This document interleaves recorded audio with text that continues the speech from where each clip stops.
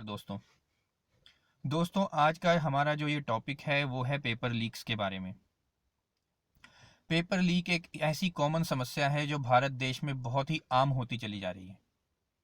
अगर हम देखें तो पिछले कुछ सालों के अंदर ऐसे ऐसे पेपर भी लीक हो चुके थे जो कि सेंट्रल गवर्नमेंट के, या फिर आप समझ लीजिए कि एक सेंट्रल एग्ज़ाम था जिसको लगता था कि वो कभी लीक हो ही नहीं सकता, लेकिन फिर भी वो लीक हुए थे। मेरा जो ये टॉपिक है, ये अभी मेरा बोलने का मतलब सिर्फ इतना है क्योंकि कुछ दिनों पहले हिमाचल प्रदेश के अंदर एक हिमाचल प्रदेश सबॉर्डिनेट बोर्ड है, उसने जूनियर ऑफिस असिस्टेंट का एग्ज़ाम कंडक्ट करवाया था और वो एग्ज़ाम के जो पेपर्स थे उन्होंने वो खुद ही लीक कर दिए।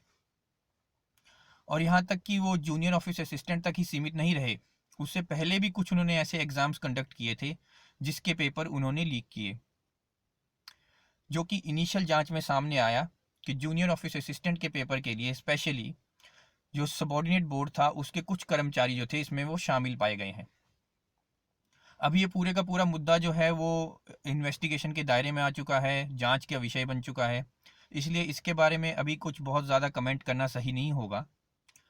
लेकिन अभी जो भी चीज़ खुल के ये सामने आ रही है वो ये है कि हम किसी भी एग्ज़ामिनेशन को, किसी भी सरकारी एग्ज़ामिनेशन को फुल प्रूफ नहीं मान सकते। और ये सिर्फ यहीं तक सीमित नहीं है, ये एग्ज़ाम्स जो हैं, जो कि अगर आप देखें मेडिकल का एंट्रेंस जो एग्ज़ाम होता है जिसके लिए लोग एमबीबीएस की डिग्री करने के लिए जो एग्ज़ाम देते हैं +2 के बाद, जिसको नीट एग्ज़ाम बोलते हैं, वो भी कई बार लीक हो चुका है।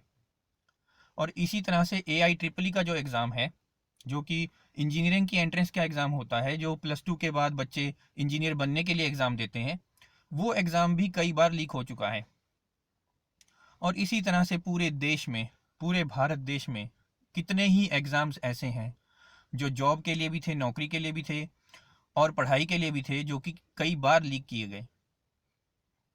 और ये लीक का सिलसिला ना जाने कब से चला आ रहा है और कब तक चलेगा। ना हम कुछ बोलते हैं, ना प्रशासन कुछ करता है, और इसी तरह से ये एग्जामिनेशन लीक थ्योरी जो है चलती ही रहती है। दोस्तों, बात करते हैं कि एग्जामिनेशन लीक काम कैसे करता है। देखिए, कभी भी कोई भी एग्ज़ाम अगर हम लेते हैं या बना रहे हैं तो उसके कुछ चरण होते हैं। सबसे पहला चरण तो है कि एग्ज़ाम को सेट करना होगा, किसी ना किसी को क्वेश्चन पेपर तो बनाना होगा, ये पहला चरण है। दूसरा चरण होता है जब वो क्वेश्चन पेपर बन जाता है तो उस क्वेश्चन पेपर को जो भी उसका बोर्ड होगा जो कंडक्ट कराएगा उस एग्ज़ाम को, उसको वो भेजा जाएगा पेपर। उसके बाद वो जो बोर्ड होगा उस पेपर के सेट्स बना देगा, जैसे कि ABCD जो आपने सेट देखे होंगे उस तरह से उसके सेट बनते हैं। ये तीसरा चरण है। तीसरे चरण के बाद क्या होता है, ये जो सेट्स होते हैं ये जैसे जैसे एग्जामिनेशन सेंटर बनते हैं एग्ज़ाम के नज़दीक, ये उन सेंटर्स तक वो सारे के सारे सेट्स पहुंचाए जाते हैं। अब क्या है, ये चौथा चरण है। तो ये जो पहले के 4 चरण हैं, इन्हीं 4 चरणों में कोई कहीं पर भी किसी भी जगह पर एग्ज़ाम को लीक कराया जा सकता है। अगर पेपर बनाने वाला बता दे कि उसने क्या पेपर बनाया, कौन से क्वेश्चन पेपर सेट किए, तो भी जो पेपर है वो लीक हो जाएगा। अगर पेपर को भेजते समय, उस समय कहीं पेपर लीक कर दिया जाए, बोर्ड के पास भेजते समय पेपर लीक कर दिया जाए दूसरे चरण में, वहाँ पे भी पेपर लीक हो सकता है। बोर्ड खुद भी पेपर लीक कर सकता है, जब वो सेट बनाता है उस समय पर वो पेपर को लीक कर सकता है, किसी को भी बता सकता है। तो बोर्ड भी जो है वो जांच के दायरे में है। चौथा चरण जो है वो है जब बोर्ड से एग्जामिनेशन सेंटर में पेपर जाते हैं, उस समय पर भी कई बार पेपर लीक हुए हैं। देखने में ये आया है कि जितनी बार भी पेपर लीक हुए हैं, ज़्यादातर, मैं ये नहीं कहूँगा हमेशा, लेकिन ज़्यादातर जितने भी कोचिंग सेंटर्स आप देखते हो, जो बड़े बड़े कोचिंग सेंटर्स हैं या कोई छोटे कोचिंग सेंटर्स हैं जो बड़ा बनना चाहते हैं, उस तरह के लोग, उस तरह के ये जो लोग हैं, वो ये पेपर लीक करवाते हैं पैसे देके। ज़्यादातर क्या होता है कि ज़्यादा बड़े बड़े कोचिंग सेंटर्स जो हैं वो कुछ पैसे खिला करके पेपर को लीक करवा के अपने बच्चों को सारे क्वेश्चंस पहले से ही बता देते हैं, जो बच्चे उनके पास पढ़ने आते हैं। आपने बहुत देखा होगा, मैंने भी बहुत देखा है, कभी हमने शायद उसके बारे में गंभीरता से नहीं सोचा, बहुत डीप जाकर नहीं सोचा, लेकिन आपने ये चीज़ ज़रूर देखी होगी, नोटिस की होगी कि कुछ ऐसे कोचिंग सेंटर हैं जो अपनी एडवर्टाइजमेंट चलाते हैं और अपनी एडवर्टाइजमेंट में कहते हैं कि पिछले साल हमारे पास 90% जो बच्चे थे वो सभी के सभी पास हो गए, 90% बच्चों को नौकरियां मिल गई, 90% बच्चों को पढ़ाई के लिए एंट्रेंस एग्जामिनेशन क्लियर हो गया।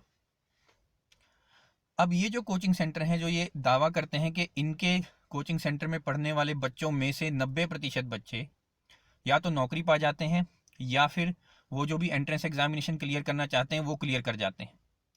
ऐसा सिर्फ तभी मुमकिन है जब इन कोचिंग सेंटर्स को पहले से ही क्वेश्चन पता हो, मालूम हो। क्योंकि अगर 90% एक ही कोचिंग सेंटर से बच्चे निकल रहे हैं तो इसका मतलब ये हुआ कि देश के बाकी सारे बच्चे जो हैं वो नालायक हैं, उनको कुछ नहीं आता। ऐसा तो कभी हो ही नहीं सकता कि चंद बच्चों को ही सब कुछ आता है और बाकी बच्चों को कुछ नहीं आता। मैं ये नहीं कहूँगा कि सभी के सभी कोचिंग सेंटर ऐसे हैं, बहुत से कोचिंग सेंटर ऐसे भी हैं जहाँ पे एक सही मायने में मेहनत कराई जाती है और उस मेहनत का फल होता है कि बच्चे जो है ज़्यादा पास कर जाते हैं, एग्जामिनेशन को क्लियर कर जाते हैं, नौकरी पा जाते हैं। लेकिन इस तरह के कोचिंग सेंटर जो कंसिस्टेंटली ये कहते हैं, लगातार ये बोलते हैं कि हमारे हर साल बच्चे 90% से ज़्यादा सिलेक्ट हो जाते हैं, ये क्वेश्चनेबल है। इसको एक बार तो जांच करनी ही चाहिए। दूसरी जो बड़ी गलती है वो है हम लोगों की। हम लोग कभी भी कोई सही नेता को चुनते ही नहीं। हमारा नेता चुनने का जो तरीका है वो ही गलत है। कुछ लोग नेता चुनते हैं या तो शराब पीने के लिए, कुछ लोग नेता चुनते हैं पैसे के लिए, कुछ लोग नेता चुनते हैं सिर्फ इसलिए कि उनकी कुछ ना कुछ निजी पसंद है किसी पर्टिकुलर पार्टी के साथ। कुछ लोगों को बीजेपी पसंद है, कुछ लोगों को कांग्रेस पसंद है, कुछ को कोई और पार्टी पसंद है, और इसी तरह से अपनी एक निजी पसंद बनी हुई है। ये जो वोट लेने का आधार है, जब तक ये शराब, पैसा या आपकी निजी पसंद रहेगी तब तक आप इसी तरह से कार्रवाई होते देखेंगे। हमेशा आपका जो वोट चुनने का आधार या वोट देने का जो आधार होना चाहिए वो कॉम्पिटेंस के बेस पे होना चाहिए कि कोई इंसान जो खड़ा है वो कितना पढ़ा लिखा है, उसका कितना एक्सपीरियंस है, वो आपके लिए क्या काम कर सकता है, और सबसे ज़रूरी बात, उसने जो आपको वादे किए थे इलेक्शन से पहले वो वादे पूरे होने लायक भी हैं या नहीं। एक सिंपल सी बात है, हम सब ने सुना होगा कि बहुत सारे नेता हैं जो बोलते हैं कि हम देश से गरीबी हटा देंगे, लेकिन गरीबी किस तरह से हटाएंगे इस बारे में कोई कुछ नहीं कहता। क्या गरीबों को मारेंगे या उनको मजबूर कर देंगे कि वो फांसी चढ़ा दें अपने आप को? तो किस तरह से गरीबी हटेगी? ये जो तरीका है हमारा वोट देने का, जब तक ये नहीं सुधरेगा, जब तक हम एक अच्छा नेता नहीं चुनेंगे, तब तक ये चीज़ें नहीं होंगी। आपने ये कहावत तो सुनी ही होगी कि चोर चोर मौसेरा भाई होता है। तो अगर आप किसी चोर को नेता बना दोगे तो वो क्या करेगा? जो उसके अंदर ऑफिस आएंगे, जिन ऑफिस को वो देखेगा, जिन दफ्तरों के ऊपर वो बैठेगा, जिन दफ्तरों को वो देखता है, अगर उस दफ्तर में कोई चोरी हो रही है तो वो क्या करेगा? वो उसको छुपाने की कोशिश करेगा, क्योंकि दोनों जो चोर हैं वो मिले होते हैं। और इसी तरह से ये सारा प्रोसेस चलता है। अभी जो सबॉर्डिनेट बोर्ड का आपने ये किस्सा देखा हिमाचल प्रदेश में, मैं ये नहीं कहता कि इसमें नेता मिले होंगे, मैं ये भी नहीं कहता हूँ कि इसमें बहुत प्रशासनिक जो है वो फेरबदल किए गए होंगे, लेकिन कुछ ना कुछ इसमें जो ऐसी चीज़ है वो सामने आई है जिसमें ये पता चला है कि बोर्ड के ही कुछ लोग उसमें मिले हुए थे। तो बोर्ड के कुछ लोग अगर मिले हैं और वो ओपनली पेपर लीक कर रहे हैं, इसका तो सीधा सीधा मतलब है कि प्रशासन इस बारे में जानता है। अगर नहीं जानता है तो प्रशासन इसके ऊपर कड़ी कार्रवाई करे। अब सबसे बड़ा जो नुकसान इस पूरे के पूरे मुद्दे में हुआ है वह हुआ है आम जनता का। आप खुद सोचिए, एक आम इंसान कितनी मेहनत करके, ना जाने कहाँ कहाँ से धक्के खा के और ना जाने किस किस से पैसे उधार मांग करके पेपर देता है। एक एग्ज़ाम का पहले वो पेपर भरने में भी बेचारा पैसे खर्च करता है, फिर उसके बाद उस एग्ज़ाम को देने के लिए जो सेंटर में उसको जाना है वहाँ तक का पैसा खर्च करता है। कई बार उसको रहना भी पड़ता है। हो सकता है उसके पास पूरी किताबें भी ना हो, वो किताबें भी किसी से उधार मांगता हो। हमारे देश में बहुत तरह की गरीबी है और लोग ना जाने किस किस प्रॉब्लम से जूझ रहे हैं, और उसके ऊपर जब ये पेपर लीक सामने आ जाता है तो दिल को बहुत ही ज़्यादा दुख पहुंचता है। बहुत ही ज़्यादा दुख पहुंचता है जब हम ये जानते हैं कि एक आम इंसान बेचारा कभी भी सरकारी नौकरी नहीं प्राप्त कर सकता। मेरे साथ ये कई बार हो चुका है। मैंने पर्सनली ये बहुत चीज़ें सही है, कितनी बार मैंने एग्ज़ाम दिया। अगर आप जानने की कोशिश करें तो पिछले 12 सालों में कम से कम नहीं तो मैं लाखों रुपए खर्च कर चुका हूँ सिर्फ और सिर्फ एग्ज़ाम देने के लिए।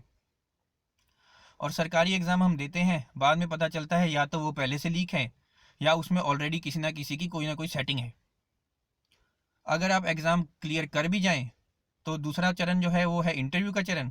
और वो इंटरव्यू के चरण में भी बहुत सारे ऐसे लोग हैं जो पहले से इंटरव्यू को सेट करके रखते हैं, जिनका पहले से ही क्लियर होता है कि नौकरी उन्हीं को मिलने वाली है।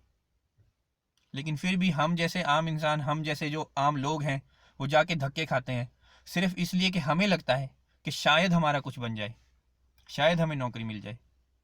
फिर हम भगवान पे भरोसा रखते हैं कि भगवान सब ठीक करेगा, क्योंकि हमें सिखाया यही गया कि भगवान सब कुछ ठीक कर देता है। लेकिन जनता को जागना होगा, अब जनता को सब कुछ ठीक करना होगा। आप एक सही नेता चुनिए, एक अच्छा नेता चुनिए, ताकि वो जब जाए, वो जब काम करे तो उसके नीचे जितने भी ऑफिसेज हैं, जितने भी दफ्तर हैं, वो सबको टाइट रखे। वो देखे कि ऑफिसेज में क्या हो रहा है, कहाँ पे क्या गड़बड़ चल रही है, और जहाँ पे गड़बड़ चल रही है वहाँ पे कार्रवाई भी करे। ये बहुत ज़रूरी हो चुका है अब। मुझे लगता तो नहीं है कि हम लोग अभी भी सुधरेंगे, क्योंकि मेरे पिछली हिस्ट्री, या पिछली अगर हम अपनी हिस्ट्री देखें, जो मैंने देखा है पीछे, वो यही देखा है कि लोग ज़्यादातर या तो शराब के चक्कर में वोट देते थे, या पैसे के चक्कर में वोट देते हैं, या अपनी निजी पसंद से वोट देते हैं। हिमाचल में तो यही चलते आ रहा है। अब लोग बोलेंगे हिमाचल में शराब और पैसा तो नहीं चलता, आपने कहाँ देखा? लेकिन आप खुद ये जानते हैं, अपने दिल से पूछिएगा कि आप जानते हैं या नहीं जानते, आपने देखा या नहीं देखा। छोटे गाँव में जा के देखिए, होता है ऐसा। मैं इल्ज़ाम नहीं लगाऊंगा किसी के ऊपर भी, क्योंकि इसी तरह से पूरा सिस्टम चलते आ रहा है। लेकिन जब तक हम बदलाव नहीं लेके आएंगे तब तक बदलाव आएगा भी नहीं। मैं आपको ये भी नहीं कह रहा हूँ कि मुझे नेता बना दो, मुझे चुन लो, ऐसा भी नहीं कह रहा हूँ। मैं सिर्फ इतना कह रहा हूँ कि आपकी कॉन्स्टिट्यूंसी में जितने भी लोग खड़े हैं, कम से कम एक बार ये तो जान लो कि उन सब लोगों में से ज़्यादा पढ़ा लिखा कौन है, उन सब लोगों में से ज़्यादा एक्सपीरियंस कौन है, या अगर किसी के पास एक्सपीरियंस कम भी है तो वो कितना जानता है, वो आपकी कितनी सेवा कर सकता है, वो कितना अच्छा काम कर सकता है। कम से कम इस बारे में सोचना बहुत ज़रूरी है। झूठे वादों के चक्कर में वोट मत दीजिए। तो अभी का जो मेरा टॉपिक था वो इतना ही था। आज की हमारी डिस्कशन हम यहीं समाप्त करते हैं।